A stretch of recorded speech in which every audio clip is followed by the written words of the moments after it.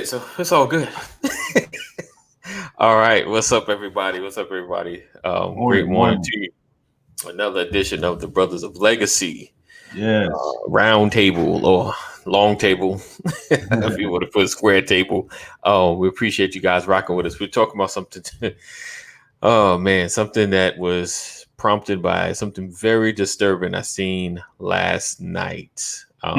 A video, Talk about yeah, it. that I couldn't even share it with my brothers in a private chat. And it's something definitely I wasn't going to play here, but we're definitely going to talk about that and among other things surrounding the video and other things that contribute to that. All right, so hang tight. As always, we drop our intro. Let's see, boom, boom, boom. Oh, all right, there we go, and we'll be right back. But don't be the meal. Remember when you said that? Don't be the meal. Experience is the best teacher, but truth is the Holy Spirit is the best teacher. If you can find the straightest path to the queen that you're supposed to be with, I believe in, and she finds her straightest path to you, then I think it gets away from all those, the skeletons in the closet. We aim for the wrong things. Right. We aim to make our children a good husband. We aim to make our children good wives or successful businessmen or success, whatever. Right. The aim is wrong. Trending is not happening without curiosity. So what's driving curiosity? You understand? People that are successful, people that are effective in life are people with priorities. Yes. Priorities. All right. Blessings, Lisa. Blessings, Lisa. So last night, Morning. good morning, and happy Tuesday. Yes. The day Yes. running. Oh, so last night my wife shared a video. She was like, you got to sit down for this one. She was like, this one is a hard one. So it opens up, and a mother is popping her child like hard, like like she's fussing. She goes to the back seat and she's really like, popping her really hard, like she had a mask on. She took the mask off. She popped in the face, like, and I'm thinking this is the horrible part of the video. So what you see after is what prompted her mother to kind of lose it. Good morning, Hey, Mama Mom. Corey. Good morning, Sports Girl Lady Cheryl. Morning, Thank Carol. you. So what prompted her? So the daughter had, I guess she has her own phone or has a phone, was taking videos and pictures.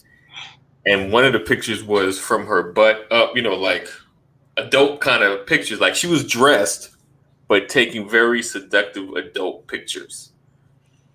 And it was very, very, very disturbing. Like, she's making the kissy faces or whatever, like, but it went past that. And it was like, I mean, I was like uncomfortable just watching it. I'm like, oh, what is How old it? was the girl? She had to be somewhere in the 10-year-old range. And as small as she looked, like I'm gonna say between like an 8, 9, 10, 10-ish, maybe Wow. 11, but she was like real young, like, and I'm looking at her compared to my daughter, Alexis, like she looked younger than her. So Wow. yeah, and like, yeah, she did some hump move, like some humping kind of move in the air, and it just was really disturbing. So it prompted the conversation around, because for me, I mean, I understand the mother's frustration. I understand the anger. Like I could, but then you gotta breathe and think, like, at that age, especially, where did they have to see that somewhere? They have to either be around somebody, they have to be either watching something, you know. She got, somewhere she got in contact with this kind of stuff somewhere. Something influenced her. Like when you reach 20, you got your hormones and stuff going on, and you can kind of come up with some of it yourself as well as see things. But at that age, that's more taught than anything. That's more learned. So And I begin to think about people protesting that WAP song, the WAP song, um, and I don't. The thing is, I don't put full blame on something like that because they put stuff out there, but it's our jobs as parents to be like the gatekeeper of information, especially Right. at such a young age. We have to be mindful of YouTube and Netflix and the things that they're watching on a regular basis. Even even Disney, you just kind of got to know what you're looking at, what you're watching, because people slide stuff in. It just so you always have to be mindful of it. So I kind of just wanted to talk about what just our preventative measures to keep our children eye gate safe. Because like I said, she saw it somewhere. I mean, she was doing stuff. Yeah, she's seen adults doing. Prayerfully not live, but she's seen adults doing these things that she was imitating. What's up, Dwayne? I think Dwayne is frozen. It's like the angry man face, right?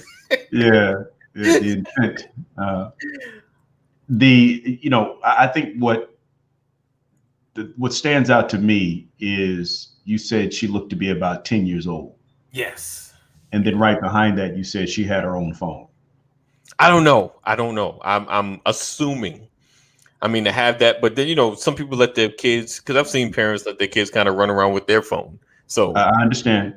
Yeah. And I think that's one of the challenges, right? What is the appropriate age where a child has their own access, private or public access to, personal mobile equipment?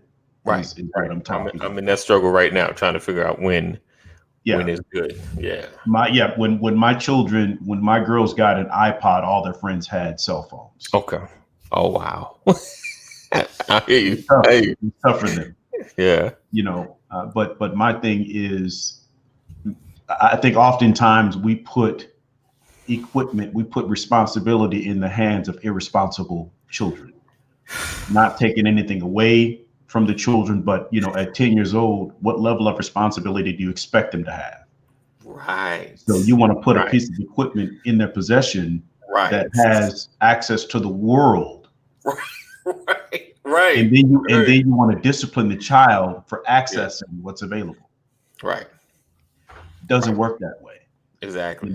I had to learn that if I'm going to put this piece of intelligence into the hands of my children, I can only hope and pray, number one, that I can manage and monitor their behavior on it, but two, that I have put enough in them that they know what to do and what not to do. Right. And even when they make their mistakes, they're not the devastating mistakes. Right. I think that's one of the things, but you obviously you can't control it. I would dare say that at this day and age, that 10-year-old didn't have to be in the physical presence of adults doing it, because you can find it everywhere. Right here. Yeah. And you can find it on your television nowadays because everybody is streaming. My children don't really care about cable TV anymore because they can stream everything. So it's not like they don't have access to it. They can stream it to the TV. They can stream it to their phones. They can stream it to their laptop. They can stream it to their iPad. They can get access to it. So information is available. So to your earlier point, I think parents really have to monitor their children. But I'll pause for a minute and give Dwayne an opportunity to jump in. There's a lot of things that can be said here, but I think I want to start for those of us who's ever not been around or you've been missing in your child's life and you're playing makeup or you're trying to establish a relationship. One thing that I absolutely know is that when there's an emptiness and you missing a parent and you having a yearning for a parent, there's a whole lot of questions that go through that child's head. So parents, if you're a single parent or if you co-parent, this may be something you want to key in on. There's a million and one excuses, reasons, or whatever else that we can have as to why we're not in our children's lives or why we're not putting the effort in or what we're tired of. we're not talking about excuses today. We're talking about the most important thing that God entrusted to us, and that's our children. The first step in teaching our children to be great and to protect themselves against what's out there is we have to purpose in ourselves that no matter what, we're going to be an example. No matter what, we're going to not leave voids and holes in their heart and in their minds and their understanding, because I said it many times. The person that I was as an adult, I was preying on women that had daddy issues. And that's a very scary thought, because this is some honesty right here, but hopefully it brings some transparency. I know that some of my daughters have daddy issues. So the real work begins when you put aside every single thing that you've done, every single thing that you've not done or been absent for, and you make the focus your child. So for those of you out there that are dealing with that in some way, shape, or form, I'm telling you right now, your child's psyche is probably the most fragile piece in this whole thing. I'm pretty sure Pastor McCrory can testify to this. When you're constantly there are just some things your children won't have to go through because they had that consistency, and they didn't have to question anything because they physically saw it. Right. And this is a sore one for me, because I would give my life for my children without a single second of thought. But the reality is, I haven't been that daddy their entire lives. And I left a lot of holes that I got to go in and repair and fix and breach.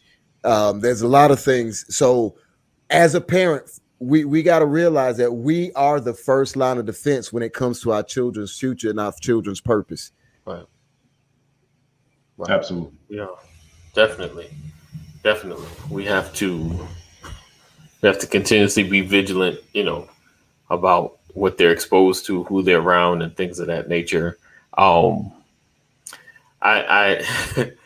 I don't know, like I said, when I went, and this is just one part of what we're talking about today, but when I seen the video, I thought about my daughter. I thought about, like just that being present, because I wasn't present like consistently. There was a period of time, that we would separate, me and Sam, and we were like kind of working out the visitation or visiting and things of that nature. And just to watch my children transform, during that period of time that I was away, or kind of there, like every time I seen them, it's like they moved up another notch. You're just like, oh man, what did I miss? So I've been blessed never to be so disconnected that I miss, like too much. But children seem like they change like every day, or in one weekend. I feel like every time my daughter walk out the room, I'm like, wait a minute. It seems like the door jam is getting closer to your head, like, and the hugs are getting a little higher, So, that shift, that change, and you never know, like, you never totally know what your children are being exposed to, like you want to know like every bit, nook and cranny, but you never know everything. And what I discovered even through my sister-in-laws, because I kind of grew up with them being married to Sam, that the youngest, I was with Sam when she was like 4 years old. So it's yeah. So she a grown woman with 2 kids now. So it was watching the transformation of them, just some of the things that they talked about that they already knew about before. Cameo. Cameo. That's my big brother on, you guys. Oh wow. What's up, Mark? Yes, sir. That's my bro. Wow. What's up, man? Wow. Wow. Oh man. Wow. So yeah. I'll say this. I'll say this. You know, when you talk about wanting to know everything, Yeah. I found out you'll never know everything. Right. The best thing that we can do as parents is mitigate the risk of not knowing the important things. Right. Right. Okay. I've learned because I was a single parent at one period in my life, and I had two daughters at the time, and now I have two daughters in a two-parent household. Right. And I've learned that there are certain conversations that my daughters, I feel like they tell me anything and everything. Right. But that's me. Right. I've also learned that there's a conversation that they're going to have with their mother that they won't have with me. Right. Which is why it's critical that both parents are working together collectively for the rearing of the children. Hey, lovely, my wife is on. So that they can have an outlet, right? Yeah. There's things that they're going to have. There's conversations they're going to have with me that they won't have with their mother. There's conversations they're going to have with their mother that they won't have with me. And when children see the parents unified, whether you're under the same roof or not, right? When children see the parents unified, you reduce the gray areas. You reduce the number of gaps that there are, which is why communication is so key, both for the parents as well as for the children. Right. This is one of the sayings that I have, and anybody that knows me knows this, that has ever had a conversation with me about children, is that you will never know what kind of parent you are or have been. As much as you think you're great, you won't know the truth until they're old enough to show you or tell you without fear of the consequence. Right. When they can talk to you and know that they can go to their own house. Right. And not have to worry about how mad you get. That's when you find out what kind of parent you have really been to your children. And we have to think about that kind of stuff. And most parents, you know, in a lot of cases, we walk through life blindly thinking that we got it all together. And then we find out when they had an age of accountability that we missed some steps. So we got to pay attention to our children. Right. Good morning. Good morning, Corey. Morning, lovely. You see that smile she just put on his face? He just saw First Lady face. He was at morning, lovely. Yeah. But if I'm Samson, that's my hair. That's what I'm talking about. Oh man. Okay. So with that, kind of we kind of covered that, and we've talked about the kids a whole lot in legacy, but I just kind of wanted to touch on that because that video just kind of, it's like you know how you know stuff. It's like stuff like this kind of happened. Stuff like this goes on, but when it's videoed or when people share it, because sometimes people record so much, and I know this is that age where everything kind of gets recorded, even more so than it did back in the day. World star, right? Yeah, because phones now it's TikTok. But I'll say this to you that what I've learned as important as knowing and understanding what they're going through, what they're getting exposed to, is knowing how to react. Yes. When they mess up, because sometimes our reaction, I'm uplifted through this channel. Hey man, appreciate you, bro. Thanks for jumping on, Mark. Love you, man. How we react to the mistakes of our children can make or break them. A lot of times we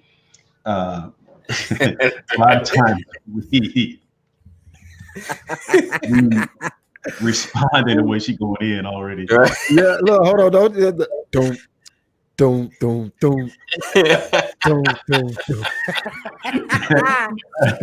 I'm stop. A lot of times we go in, right, and our reaction to what we see our children or the mistakes that our children are making is a reflection of things. It brings back memories. Right now, I don't know if this is a confession or not, but sometimes we see ourselves in our children and we don't like what we see, and we punish them for looking like us. Right? That can happen. That can happen because you don't want them to make the mistakes that you made, but instead of explaining to them why this is unhealthy, we get mad because they did it. and was beyond our control. We couldn't stop it from happening. You know, it's kind of like the father who hits his son for breaking his arm. Right. You know what I mean? Because it was beyond my control. I got mad at you because you did something that I couldn't control. In my heart, I want to protect you, but you did something that went beyond my ability to protect you, and now I'm mad at you for going beyond my threshold of protection.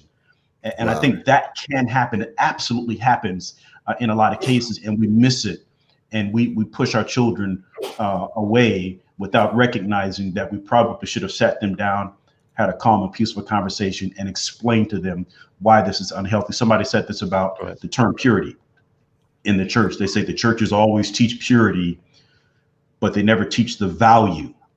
They just tell you don't have sex, abstain from sex, but they don't teach you the value of abstinence. Right. And so I think that's a lot of times we want to tell them what to do or what not to do, but we don't explain to them why this is unhealthy. And here are the benefits of not doing it. When the Lord speaks to us, he always tells us, you know, here's what I want you to do. Here's what I've commanded you to do. Here's what I've commanded you not to do. And he also gives us the whys. Right. That's true. That, I mean, you hit a nerve right there. I was like, you know what? I gotta take my L on that one. Cause my son is like such a reflection of me. It's scary.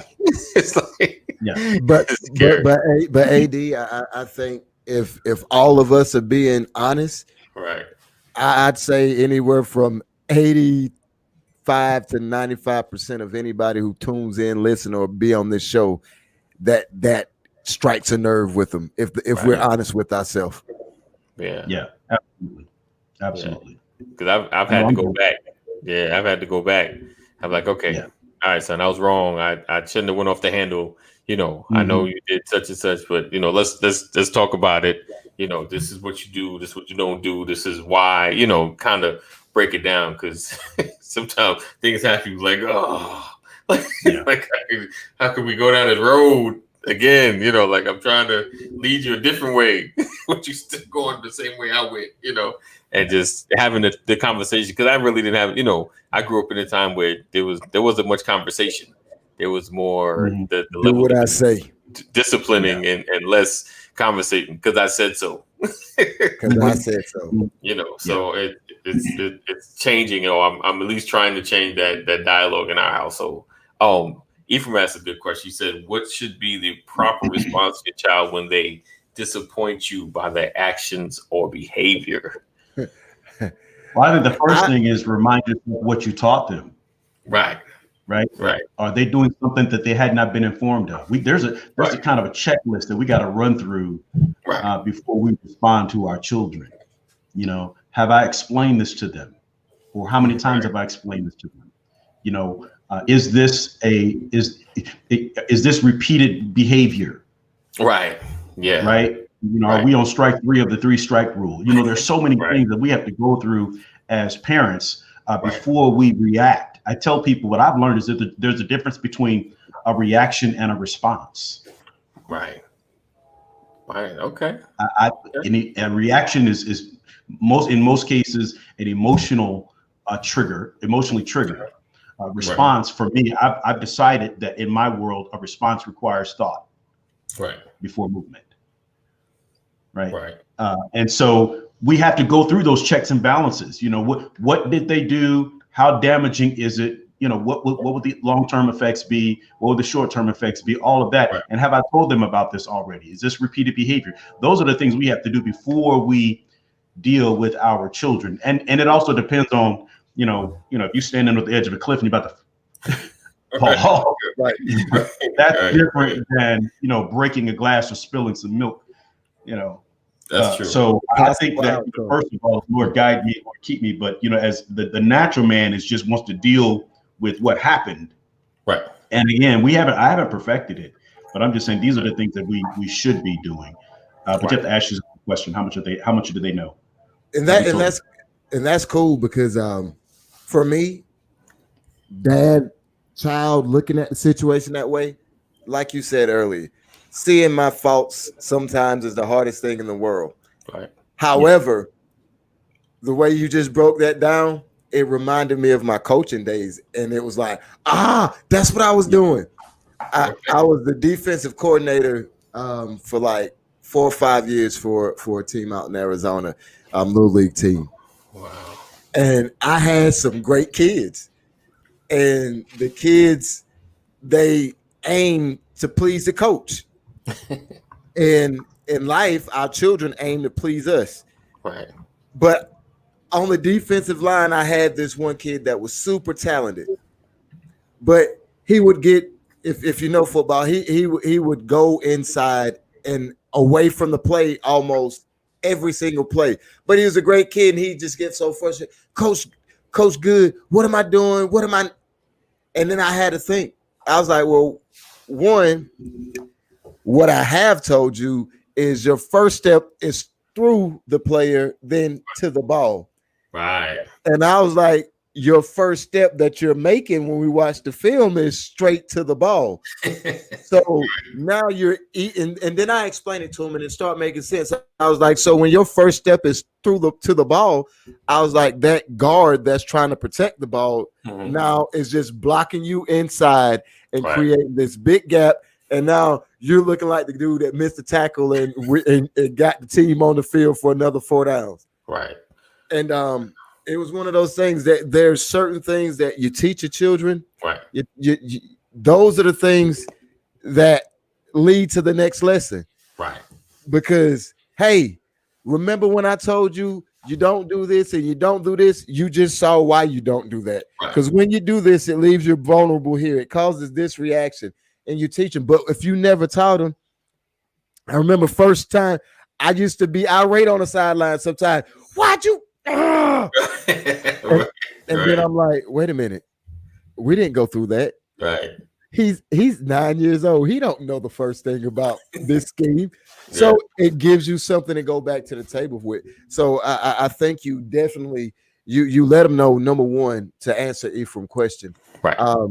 That we've all been there. Yes. We've all made that mistake. Right. My mama, my daddy, I did this, I did that. And then you tell them what the outcome is. Right. And then after that, you strengthen and encourage them. You redouble your efforts. Okay, so look, you're gonna make mistakes. Right. Now, the difference between you doing this, the difference between you doing this and it becoming a lifestyle is your choices. Yes. So now you're gonna have to be cognizant of what you're doing in the future, because this is where it's gonna lead. Right. I think my wife sometimes, she looks at me and she was like, baby, you think he understands what you're talking about? Because I talk to him like a grown man. I was always never the baby talk my kid. I don't. You cheated, little kid. I don't do that. I was like, sweetheart, you are so beautiful. You're smart. You're intelligent. And so yeah, let them know where they failed. Let them know that it's human to fall, and let them know that this is how you get better. This is how you keep from avoiding that. So yeah, be real with them, but be understanding as well, and make sure if there's a punishment, that punishment fits the quote unquote crime. Yeah, because I think that gauging on the level of punishment matters, because then, like, you can't, once you reach a top, like, they can do something worse, and that's the best you got, Right. So I think it's gotta fit, I think for me, sometimes it's the compound disappointments, the compound stuff, like they do this and then do this and then do all in like the same day or the same hour, like back to back. But yeah, I think it's having the conversations, and to me, it's like I had to I guess not take it like personal, because I think that was the toughest thing. Like just understand that your kid's gonna mess up, and it's not your fault. It's life. It's life. They gonna mess up. It's not my fault. It's not my fault. That they make certain decisions. You just teach and you show, like, this is how it's supposed to be, or the proper way to do things. Because you get so caught up in blaming yourself and getting angry and like, why are they not getting it? Shouldn't they be getting it? But then you realize, you've been there. Like you said, we were a reflection of ourselves. It took me a minute before I woke up. It took me a minute to realize what clean really looks like. So and then when you think and while you're thinking, you was like, wow, I really want all that clean myself. Wait, who kid you talking about? the angels that fallen. Angel, yeah. When I call my kids Angel, I'm speaking in faith. right. Speaking those things. Because when I was the angel, as a kid, I might have been I might have been Lucifer. I might have been the son of the morning. I might have been that angel. Right. And the mistake doesn't mean a lifestyle. Yes, indeed. Appreciate you, Mark, for coming through. Oh, but oh man. And it's funny. I always clown the people that have the cutest kids and they smile. I'm like, oh yeah, I know they give you troubles. I know they give you trouble. All right. So our children are learning every day, trying to discover themselves. Right. Train up a child. Parents have to continue to train and teach them. Indeed. Yes, indeed. Can you put that back up to AD? Yes, sir.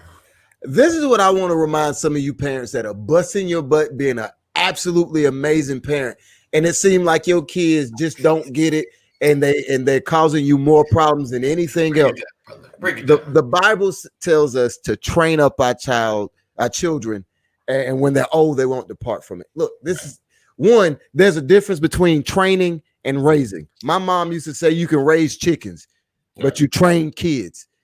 So training is intentional. It's not doing what you're supposed to do. As a parent, you're supposed to have a roof over their head. You're supposed to provide for them. You're supposed to make sure they're safe. That's what you're supposed to do. That's not a part of training. That's a part of just parenting 101. Training is having those encouraging talks with them. Right. When they fall down, pick them up, giving them that speech, dusting them off, letting them know that, hey, this is learning. Right. And I don't care who you are. You could be the world's greatest pastors. Right. Your children are children. And your children are people. Your children probably are going to fall. That's why when at least my generation, when we were growing up, we used to talk bad about PKs. We used to say PKs were the worst people in the world. And for those of you that don't know what a PK is, that's a preacher's kid or a pastor's kid. Because sometimes they're like that pit bull that you see in the yard that's on that short leash. And the moment that leash breaks, they're just like, and then your children are going to be people because they live the same life that we live. Here's the part. Think the prodigal son story in the Bible. Right. The prodigal son story in the Bible was it was the quintessential story or parable that could have been told about what training your child up training your child and what it looks like when they're old and not depart from it. Right. Because the prodigal son was trained. He was extremely trained. Right. And then he got to the point where he wanted to explore life on his own. He wanted to live a little bit. All the things that mom and daddy said, no, this ain't what you do. This ain't who you are. He wanted to experience that. So he did. Right. And then he went out and hit rock bottom.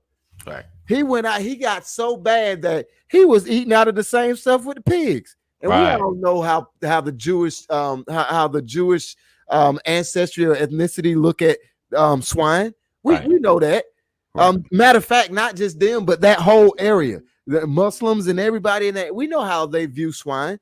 Right. So you got a son from a prominent house that ends up so bad off that he's eating and drinking out of the same troughs as a pig. Right. It doesn't get any worse than that. Mm-mm. However, that moment of enlightenment, that epiphany hit him. Even in my daddy's house, the maids live better than this. The servants live better than this. I know my daddy will take me back. Let me go back home. Right. That's where it kicks in.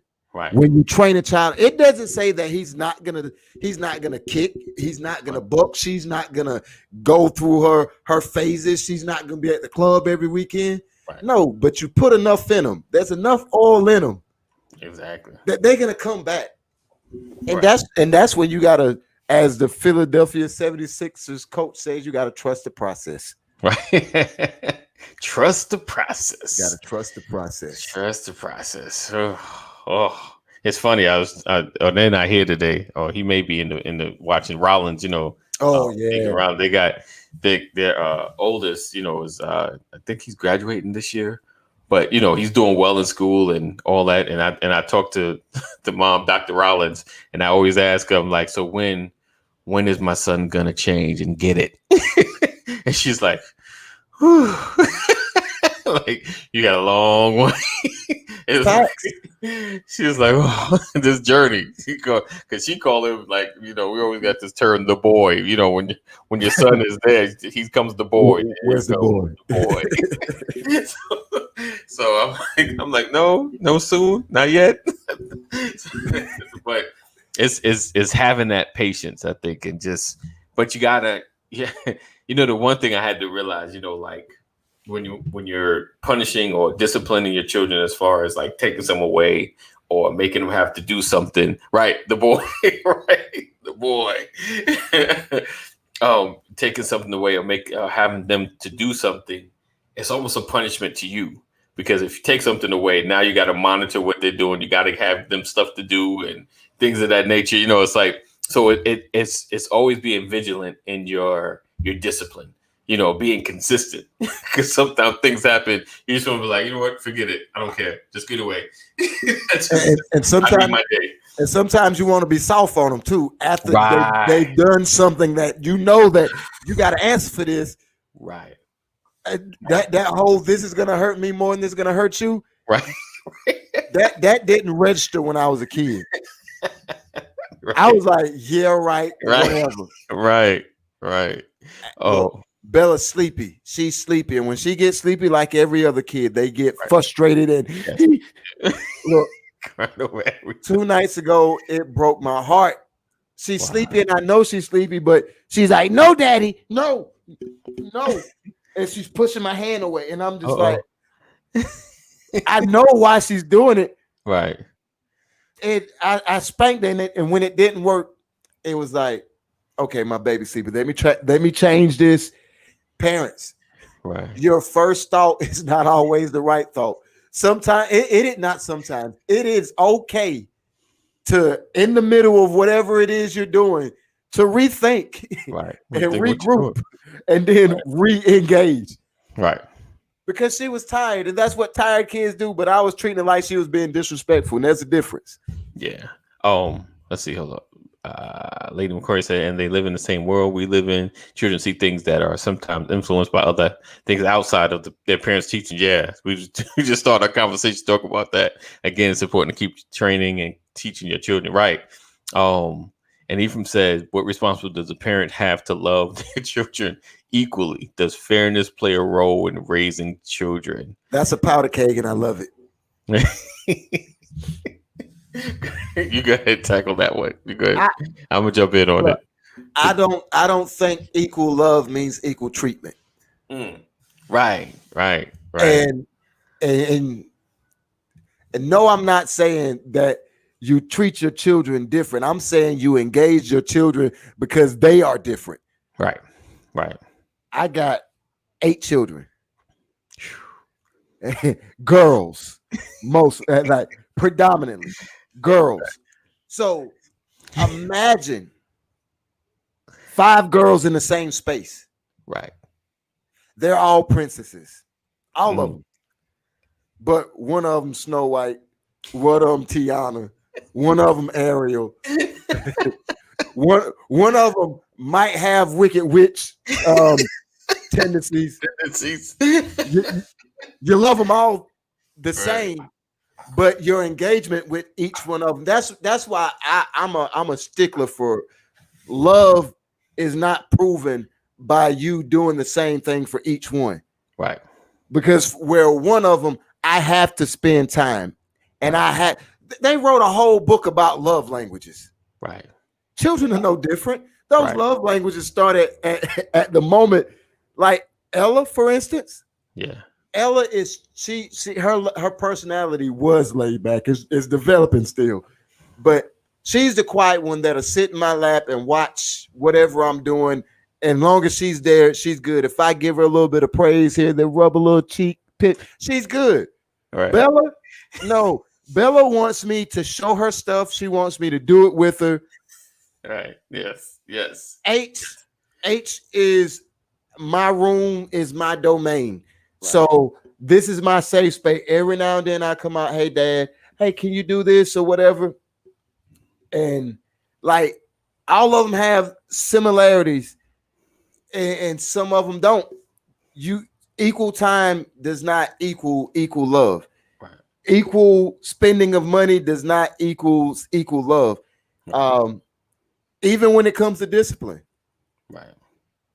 I remember, well, she's not my youngest anymore, but she was Erin was like the kid that was super responsible, and Maya was super responsible, and Deja would do things that were small, but it was her way of saying, hey, I need attention in this area. Right. So no, I don't think equal love means equal spending, equal time, because each one of your children is going to call for something else. Some of them may be intellectuals and they just appreciate a conversation. Right. Some of them may like to be given things to show that they appreciate or that they're loved, and you may have to take them out to the park. You may have to take them shopping for a $5 toy here and there. Each one of your children are different, so naturally, each one of them has to be engaged differently. I think for myself, and thinking about how sometimes the parent, like they always say, daddy loves me more than he loves you, or he treats you better than he treat me. I think sometimes that can happen when one child is going through a rough spot and the other child is basically good. You know, like they're not having really too many issues.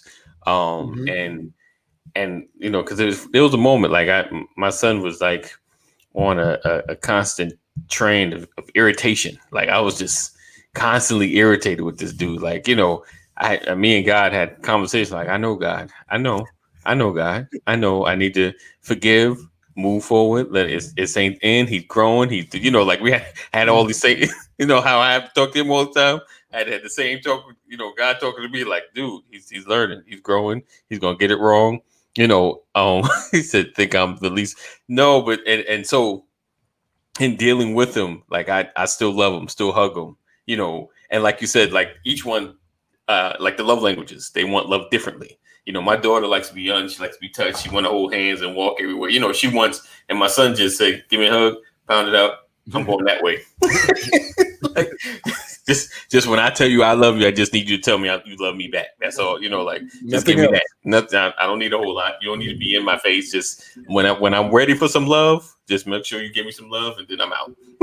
Just, you know, and of course, when it comes to things, my kids with food, ridiculous. He got 4 chicken nuggets. I got 3. What's the deal? like you are not the only one. I got a portion of like. It's just about right. And Bella does. Oh my God, Bella does that. That you really pizza. Yeah, you know the older kids get 2 slices, and then she get a half a slice cut up, right. And she was like, "Sister got more. Sister got more. Right, more, daddy. Right, more. Right. Your stomach is this big. You gonna even eat it." Oh man, we have to realize in that. I just had a little thought. We have to realize in that moment that sometimes we have to be responsible for our children, right. Because they don't realize some things. Right. Like Bella, when she's seeing the food, she doesn't realize that her stomach is so much smaller. All she sees is that her sisters and her brothers are getting something different. Mm-mm. Right. There's always something you're getting more, getting different. And measuring and counting. I'm like, come on, stop the madness. Y'all too big for this. Yeah, it's a beautiful feeling when your older child's like, no, I'm good. You can give it out when she appreciates it more. Not it's a beautiful thing when they get to that point. Right. I'm not there yet. We're not there yet. We're not there. It's been a long time coming. Actually, you just probably being loved just a little differently. Whoever, I guess your brothers, I think you have They're just a little different. I think it's never. I don't think it's least. And then there's moments like your kids can just be an irritant, and you just like, oh, you like I said, the compounding aggravation. Right. I just need a minute to remember you're my child, and I just and not look at you as the mistakes you've made. You know, because that has happened. You know, in the past, people look at their child as the mistakes they've made, the things that they've messed up, the places they've gone, the things that you thought they're going to become and they don't become. You know, like for me, I try not to set that kind of expectation. I just want you to be able to function, have a great relationship, you know, do something that earns you enough money to be good. You know, like, so I don't have these high, I expect some great stuff, but if you could just survive on your own without, you know, struggle and live someplace safe for my grandchildren, you know, and yourself, you know, so it just, that's my expectation. But I don't have these grand plans laid out. Like even the businesses I start, whether you jump in and take over and do what I'm doing, or my AJ joins Brothers of Legacy or not, you know, I would want them to, but it's, you know, like I would not be like hurt or disappointed if he said, you know, Dad, it's not really my thing. You old guys, I ain't mess with y'all. You know, Facts. So I wouldn't trip out. But I think sometimes sometimes as parents, if you get too focused on what your kids are doing wrong, you know, and my kids are young, so I can imagine like them being 20, 22, making crazy mistakes that I made when I, you know, my parents seeing me as like, man, you just a big old mistake. you know, and then if you have a sibling that's like making the right move, like, and you that woman, right? you the one that throwing it outside. I turn around, I gotta come down to this police station. Right. Why you always gotta be over there? Them drugs. Right. These are conversations I heard. Not for me, but I got 5 brothers, 5 sisters. Right. Figure it out.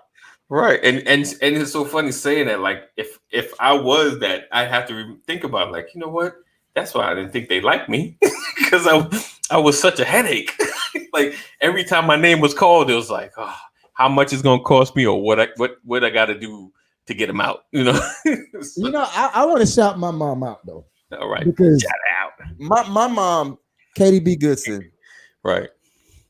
I think because I'm the baby of 11, there's a lot of things changed, you know. Right. But being the baby of 11, I think she matured as a parent too. Because, for instance, from the age of 13 until I left South Carolina to join the Army, everybody in town, my mama, school teachers, people at church, people in the community, they saw me in a light, which was an accurate light, by the way, at the time. They saw me as that dude that we know is going to be somebody special. Gotcha. I didn't curse at all. Stopped cursing. Right. At the age of 12, I stopped cursing. And by that age, I probably could out curse most adults. But I stopped cursing at about... You was that little kid? Oh, look. Dolomite, Pee Wee Straw was my favorite show in the world. Wow. And I had all the Dolomite takes, but then I had the neighborhood too. So from 13 until nobody even heard me have a slip of a curse word. Right. And I won't having sex at all. I won't sneaking out the house. Right. I won't going to house parties, won't going to the little clubs that we had. I played football, sat the bench in basketball, ran track. I was Fellowship of Christian Athletes, huddle captain, JRTC battalion commander, the French club president. I was on the academic challenge team captain. You was the best. I was that kid, right? Yeah. So when I joined the Army to get away. Oh. And I had my prodigal son moment, right? Right. For years. My prodigal son moment was years. But when I would come back home, there were people that see me and I would hide stuff because I knew how they looked at me. Okay. So I would hide it because I didn't want them to see me in a different light. Right. And then I would go out of town. Everybody in the military did that. Right. Everybody went away to the military came back as Audie Murphy. Right. I'm telling you, you look, all you do every day is move boxes from one building to a warehouse. Wow. But you come back from the army on top of who you were before you left. Oh man, you're a hero. Thank you for your service. Man, the only service I did was walk this box from here to there. Dig trenches. I protected him. No, you protected him. I did some cool stuff, but when I came back, it was like my innocence was gone. Right. But I wanted to protect that innocence in everybody else's eyes. Right. Right. And here's the thing. We have to teaching our children to be great. Right. We have to let them know that, hey, you're not perfect. Right. You're not gonna be perfect. Right. I'm looking at the wrong thing. I'm looking at the screen instead of the camera. Yeah, I do it too. Look right here. Yeah. You're not perfect. You're not gonna be perfect. You're gonna make mistakes. Right. You're gonna fall down. The strength in being great is when you fall down. Don't cover it up. Don't hide it. Get better. This is how you get better. Open up your life to them. Right. I hope my children can see the brokenness and the issues that I went through. I hope that one day they can see that in the anger that they may have, or they made the things that they may have already forgiven me for. I hope that they see those things and they can incorporate them, and it won't be and I know part of that's going to be on me. So parents, part of those things are going to be on you too. I hope that they can see those things, so when it comes to those areas, that they can grow healed and unimpeded by the obstacles. Absolutely. Absolutely. I was horrible. I'm a great person. Anybody who knows me, I'm an amazing person. I love my children. I love my wife. Even the spouses that I messed over in the past, I loved them. But there was a lot of issues here and here that I never dealt with. Mm-hmm. And those things come back to it's every seed you plant in the ground is going to come up. Right. It's a law. Right. If you plant it, it's going to come up. Right. Here's the difference. If I plant an unwanted seed, mm-hmm. or for instance, you got a garden, birds, they eat everything. Right. And they poop everywhere. Right. My lawn right now is an example of that. Right. I had some pretty good grass in my lawn 2 years ago. Right. I could walk barefoot, wouldn't have to worry about nothing. It was pretty. Right. But these birds, I can't stop them from flying over. And they just drop some here, drop some there. And next thing you know, I got mushrooms growing in my front yard now. Wow. And they don't need much to grow. Wow. They don't need a lot of rain. They don't need a whole lot of things. Right. So whatever seed is planted in your life, that seed has to come up. Right. Now, how that seed lives after it comes up is completely on us. Right. This is where we got to do the work, because if we cultivate that ground, that seed is going to grow. That plant is going to grow even better now. Right. It's going to mature even faster. Right. So if we're still doing the same things, that's cultivating that ground. If we're still having the same mindset, that's cultivating that ground. Right. When we repent, when we have a renewed mind, when we do those things, now we're starting to change the composition of that ground. Right. Now we're starting to make it hard for those things that absolutely have a right to be in our life because we did it. All right. Now we're making it hard. So something that's designed to be in your life 5, 10, 15 years, they might be in your life 5 months. They might be in your life 5 days. They might be in your life a year. Right. But you're responsible for your ground. Right. What type of ground you are. So true. The lust demons that I used to invite into my life. Right. If I continue to do anything that causes that spirit or that seed mm-hmm. to grow and prosper in my life, I'm gonna have to deal with it. Right. I used to be a hoe. Right. When I watched porn and I didn't know, these are little things that those things affect your kid because they take you off of your yes. your middle. And if you're off your center, then you're not the parent you're supposed to be. So that seed that I was when I was promiscuous back in the day, and I lied to myself and I said that it's just porn. Right. I ain't sleeping with nobody. I ain't being intimate with nobody. I'm not giving my body away. Right. No, I'm causing that was already planted. I'm cultivating the ground. I'm putting fertilizer in that ground now. And now those seeds that I'm like, I ain't want in my life, they're starting to shoot up now. Right. But you ever it's crazy. So I was watching this. I watched this show on Apple TV. It's called Little Voices, and it had a part. There's a daughter, two of her brothers one of her brothers like mentally handicapped, and her father who's like an alcoholic, so he's not really at the home. So like about the I don't know, close to the end of the season, the mother shows up. And she said I had to go away. I had to work on myself, whatever, blah, blah, blah. It's like you left me, whatever. And she said, I'm different. I'm not who I used to be. She's like, Dad is working on himself. He's changing. And she said something that was poignant. She said, people don't change, they heal.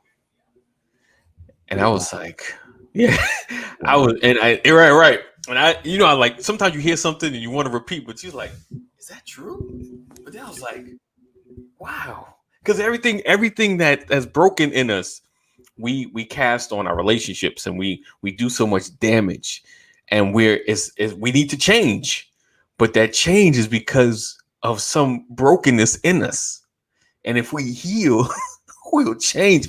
So I think about what you said with the seed situation, right? If you like your lawn, you ever realize if you leave your lawn, what's going to be the tallest thing? All those weeds. All the weeds. Not the grass, all the weeds. If you cut all of it down, it's beautiful. Right. And then if you leave it, weeds. So anything that we have that we just leave, it becomes weeds. Like if you like that, the porn and all that, if you leave it, it just becomes a weed until you get healed, because you got to realize, what is it that caused me to fall into this trap? What is it that I see in myself that has caused me to go this direction? So I when you said that, I was like, that's good. And them weeds don't need much to grow. No, nothing. You need to cut your grass during a drought in Georgia. Look, last year when it didn't rain, we had like 3 months before, like between rain at one point. Yep. During those 3 months, I had to cut my grass every 2 weeks still. Yep. Because the weeds were still yay high. Yep. But that good stuff, you gotta water it. Yep. You gotta feed it. Yep. And it still don't grow that much, not that fast. Good if you got some good centipede, some Kentucky blue or whatever type of grass you use. Right. I'm telling you, you could if that's the only grass on your lot. Right. You could literally go about a month before you have to cut your grass and it look like if you was in an HOA, they ain't messing with you for about a month if you got good stuff. Right. If you got a little bit of weeds, 3 days after you cut your grass, it's this much taller than the rest of your grass. Yep. So we have that healing and knowing and not casting your brokenness on your kids, because that's what we do a lot of times. They mess up and now we're angry because we've been broken. We don't want them to be broken, but we're angry at them because they're looking like they're broken, instead of working on the healing and not repeating the brokenness that was done to us. And that I've had to step back and approach things differently, and make sure that you're cultivating a genuine relationship with your children.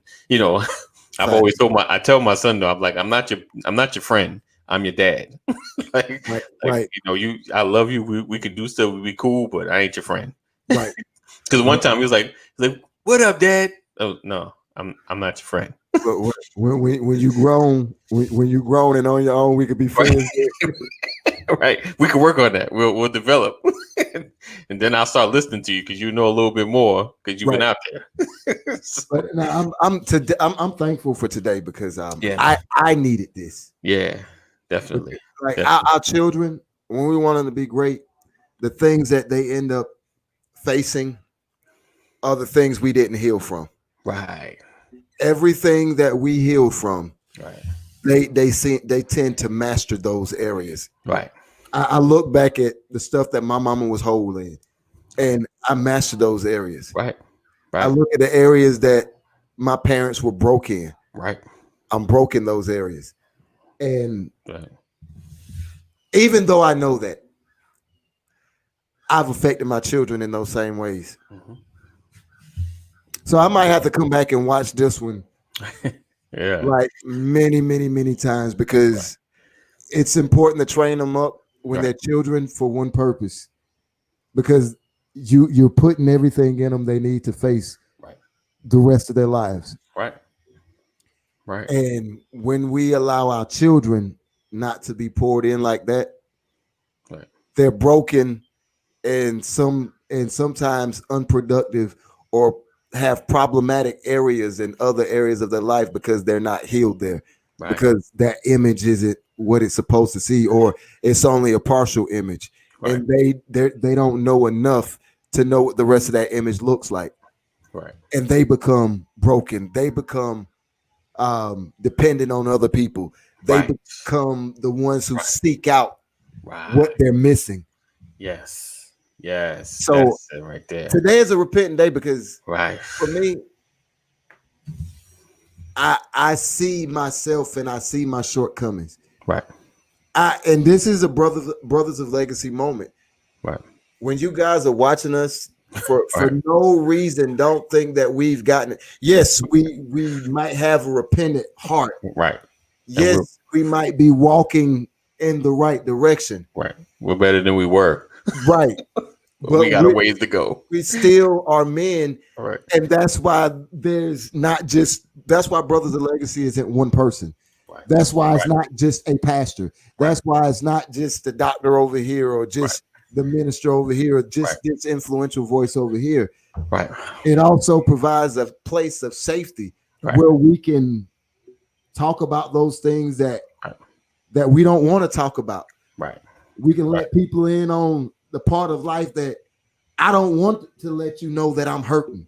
Right. I don't want you to see my pain or my shortcomings. Right.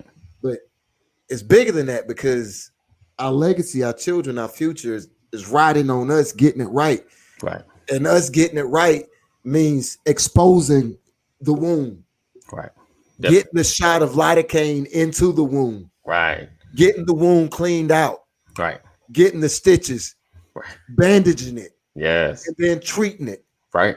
And that's not an overnight process. Not at all. Not at all. Not at all. Not at all. I mean, this is Pastor said it best about Brothers of Legacy. This is a conversation we would normally be having. We're just doing it live. Right. If we was together, we'd just be having these same conversations. And I love the fact that we can come together daily and talk about things, because these are issues that affecting us all, and sometimes as women are trying to get some kind of insight into men, and this is the spot. If you want to, you can go through the past year, you'll get a lot of insight as to our thinking. Ain't no excuses over here. None. Zero. And we all come from different walks of life, so you got different positions and different perspectives, and we all leading to the same place. So I want to tell you, appreciate you. I didn't even switch over to YouTube today. I think this is a great conversation. I just want to have it all in all the social media accounts. But I do want to share we are growing and expanding, and just want to give you an opportunity. I feel like the church, the doors are open to give. You have this is your opportunity to seed into it. And I laugh at it, because we're not a ministry and we're not a church. So I try to get away from the seeding and the church lingo, because I don't want anyone to get that confused, because this is not, we are believers.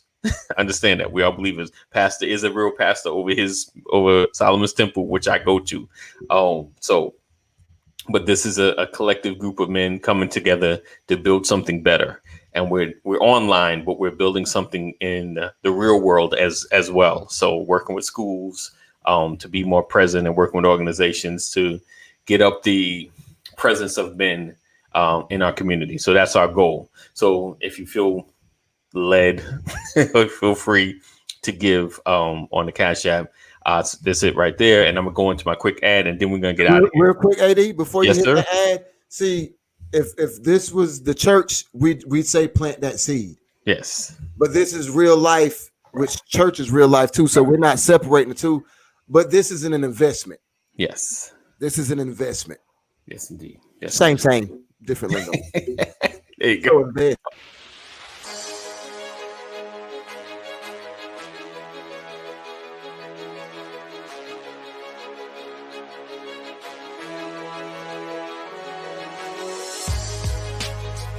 I appreciate you supporting the Brothers of Legacy broadcast. In this space, we are in the process of expanding. And what does that mean? We have developed a financial literacy course for children. We're connecting with schools. We've got other men involved in our local programs in our community. We are ever expanding. So now we are seeking your financial support. And what does that mean? That means we are trying to get money for administrative costs, marketing, and being able to grow exponentially. But we need you to help us with that financially. You've already helped us with us being part of the broadcast, helping us, those that are part of the community. They've helped tremendously. But now we need your financial support. So what I'm asking, if you click the link here, click that website, go to the website, check out the Brothers of Legacy. It gives you an understanding of what we're doing, as well as gives you a chance to contribute financially. You have several ways. You can go through PayPal, you can go through Cash App. Also, you can give monthly, you can give one time, however you see or feel like you should contribute into this movement. This is an opportunity for you to contribute to legacy. We are changing the narrative. So this is your opportunity to be a part of that legacy. Our legacy is about the building blocks we start today. Our legacy is about the building blocks we start today. So we appreciate you. We thank you. And I thank you for all the supporters that's already given. And for those that desire to give, this is your opportunity. And I'm thanking you in advance. As always, I'm excited. I'm excited for the growth. We've been at this a year and some change now. And change is going to happen. And I want you to be a part of it. So hit that link and be a part of that change.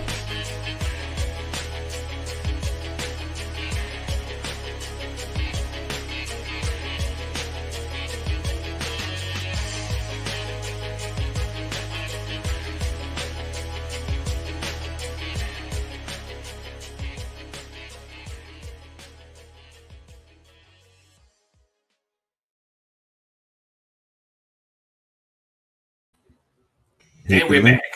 Hit the link. All right. So we're gonna get out of here. I just wanted to show that, and I appreciate you guys rocking with us and hanging with us every single day. Coming through Monday through Friday. I never take it for granted, because it's like I said, I always say there's a plethora of things you could be watching. So many things, and I appreciate you hanging and rocking with us. And if you have any topics, or if you want to share something, listen, and you want us to talk about something, like you've seen something, you're like, yo, I wonder what the brothers would say about this. Go to that link and email us, brothersoflegacy@gmail.com, or you can go to our Facebook page, leave us a message. Definitely will respond to that, because there's some things happen out there that we don't see everything. So if you see a video, you're like, man, I wonder what the brothers would say about this. There have been topics guys have come in and like, man, I knew you guys were going to talk about this. I was waiting for it, right. And we might miss it. And I might have a plethora of other things I'm going to talk about. But if you drop it, I'm like, okay, if this is what you guys want us to discuss, yeah, I'm willing to discuss certain things. We try not to dig into too many sensational things or talk about it in a sensational manner, or we try not to get into any space of judgment, so if it's about a person, we probably talk about the situation and how it affects everything or everybody or other people that have been affected by a situation. So if another person goes through something, just like, we talk about John Gray, but we didn't just talk about him. He was the entrance to the conversation, but we talked about it all. So I use certain things as an entrance into a conversation, because you're welcome. Highlight of the day. I like that. I don't. Did I answer Ephraim's question? Is there anything you would do differently because you disagreed with the way you were raised?